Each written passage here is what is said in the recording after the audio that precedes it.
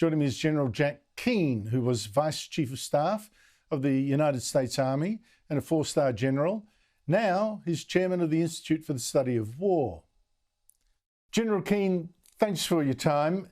Look, you've got so many Western leaders now, including our own, saying to Israel, de-escalate, de-escalate, don't go any further in this war against Hezbollah. As you see it, did Israel have any choice but to strike back at Hezbollah?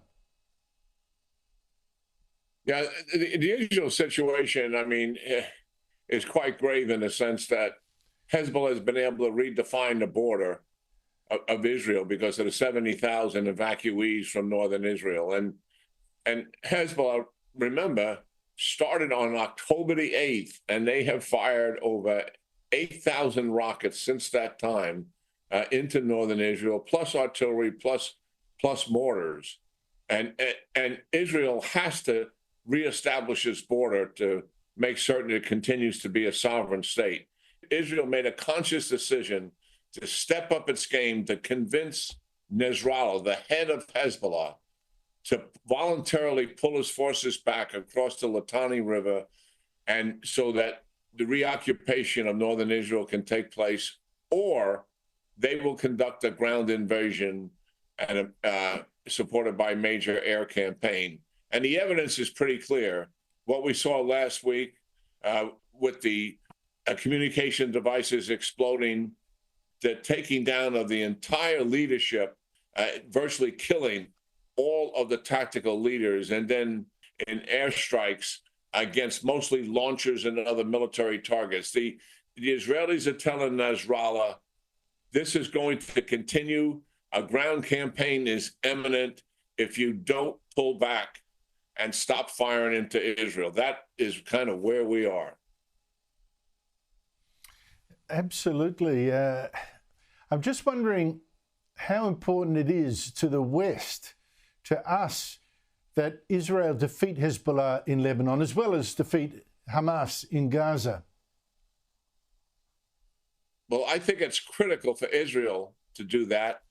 I think the pressure they get from the Biden administration is really strange. The truth is they do not want Israel to conduct a military campaign against Hezbollah. If you listen to the leadership, as late as today, Secretary Blinken this morning, I was watching him in an interview, he was talking about, no, they want a diplomatic solution to this difference. Well, a diplomatic solution, yes, I understand how desirable something like that is, but the reality is Hezbollah has been firing into Israel since October the 8th. Then there is no diplomatic solution presently. I think what the best solution, is the one that Prime Minister Netanyahu has. Force them into capitulation by this beefed up campaign of airstrikes and their exquisite intelligence that they're using to kill Hezbollah leaders on a scale never seen before.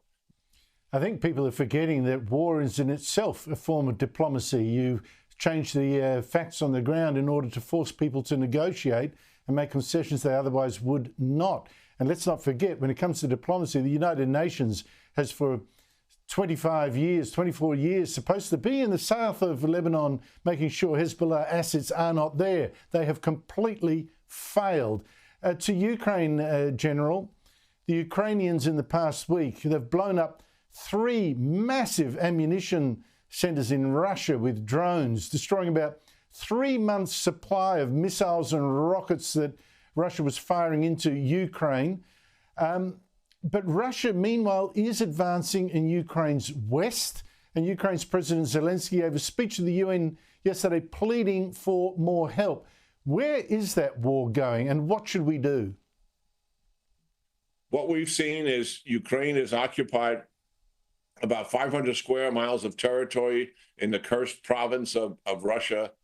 The Russians have advanced in the Donbass region, particularly in the west and in Donetsk, but they haven't been able to achieve their tactical objectives, and the casualties are staggering upon Russia, so much so that Putin, to be able to continue, and this isn't talked about very much, will likely have to do another partial mobilization. He really doesn't want to do it because he knows this war, which he advertised to his people was only going to last a few weeks, is going into its third year. And the reality is he'll start to get pushback from his own population, something he doesn't want. I spoke to Zelensky and his foreign minister one-on-one Sunday night, and I strongly urged them to make a very strong case with President Biden on removing the restrictions of the use of U.S. weapons, the long-range missiles.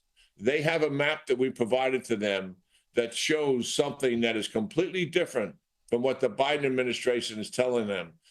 And they are saying to them, look, the Russians have pulled their forces away. There's no reason to use those weapons inside of Russia because there's nothing to target. Of course, Ukrainians know there's plenty to target. And the Institute for the Study of War produced a map based on geolocations. We confirmed them. 245 Russian force concentrations and bases in that area ranged by ATACMS, to include 16 air bases, which are providing the glide bombs that are so devastating Kyiv and also destroying their energy infrastructure, something that President Zelensky is very, very concerned about with winter coming. He's got to make a firm request, and I think he will, and hopefully President Biden will listen to him. Well, I hope that's the case, because if the support doesn't come this year, there's a big question mark if it'll come if Donald Trump wins the election, I'm afraid. Australia, by the way, I've been critical of our level of support for Ukraine. We buried Taipan helicopters rather than give them to Ukraine. We initially refused, or our government refused, to give our 59 old Abrams tanks, never been used in war, going to be replaced, refused to give them to Ukraine. It's now reconsidering that decision. How useful would Abrams tanks, 59 of them, be in Ukraine? That is exactly the kind of equipment that they're getting from Europeans. Is equipment that is aged out but still very usable. And after all, the Ukrainians, their own equipment is really aged out form of Russian equipment themselves. So those Abrams tanks, even though they may be older, they're far superior to what they have themselves from their own stocks. They would welcome those tanks, those helicopters, any kind of munition that could do damage to the Russians, no matter how old it is. General Jack Keane, always informative to talk to you. Thank you so much indeed. Yeah, great talking to you, Andrew, as always.